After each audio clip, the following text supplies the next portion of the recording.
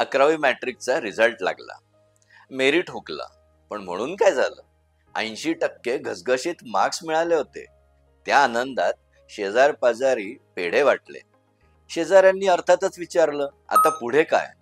उत्तर सोपं होतं. VRCE.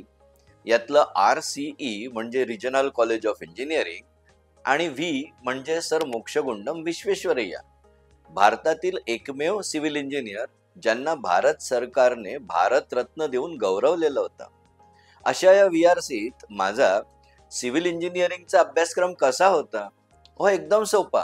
एखाद्या सरळसोट डांबरी रस्त्यावरून स्मूथली कार चालवावी तसा. त्याला 8 सेमिस्टरचे 8 थांबे होते. परंतु हे सगळं करताना मी एक पथ्य पाळलं. सगळ्या असाइनमेंट्स, प्रॉब्लेम सॉल्व्हिंग हे मी स्वतः मन लावून केलं. आणि त्यामुळे चमत्कार झाला. अहो, मी चक्क पहिला आलो आणि नागपूर युनिव्हर्सिटीने मला गोल्ड मेडल दिलं. मग त्यानंतर पुढली झेप Indian institute of science Bangalore. आता बंगलोरच का?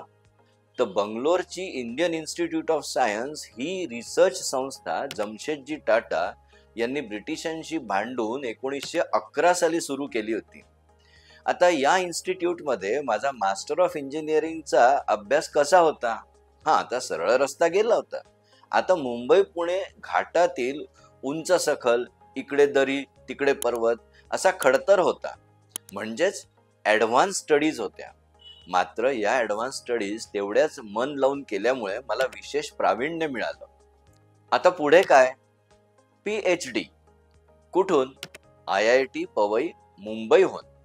आणि हा IIT मुंबईचा PhDचा प्रवास कसा होता? हा PhDचा प्रवास मात्र आता खडतर होता. कारण आता नाही रस्ता नाही कार. आता तुम्हाला रस्ता स्वतः शोधायचा. आणि हो, वेळेत पोचायचं. मध्ये खायला कुठे रेस्टॉरंट नाही. तहान लाडू भूक लाडू पाठीवर घेऊन आपलाच रस्ता शोधत ठरलेल्या वेळात आपल्या लक्ष्यावर पोचायचं. तर असा हा PhDचा प्रवास नीट केल्यामुळे त्याचा फायदा कुठे झाला? सुरतच्या रिजनल इंजिनिअरिंग कॉलेजच्या विद्यार्थ्यांना झाला. तिथे 38 वर्षे ज्ञानदान केलं. विद्यार्थ्यांना सिव्हिल इंजिनिअरिंगचं मर्म शिकवलं. तो आनंद तर होताच. त्याशिवाय 40 MTechच्या विद्यार्थ्यांना गाईड केलं त्यांच्या डेझर्टेशनसाठी. आणि हो, 20 विद्यार्थ्यांना माझ्या सुपरविजन खाली PhD मिळाल्याचा अभिमान पण मला आहे.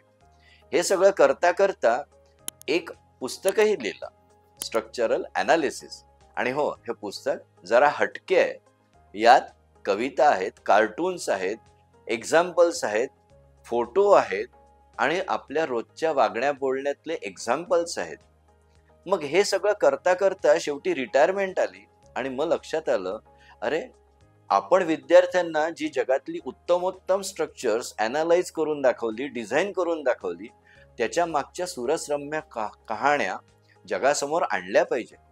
तर अशा 40च्या वर अतिशय आश्चर्यकारकरित्या बांधलेल्या उत्तमोत्तम 40 स्ट्रक्चर्सची चळत मी तुमच्या पुढे घेऊन येतोय आमच्या YouTube चॅनेलद्वारे, ज्याचं नाव आहे गोष्टी वास्तूंच्या विलक्षण निर्मितीच्या.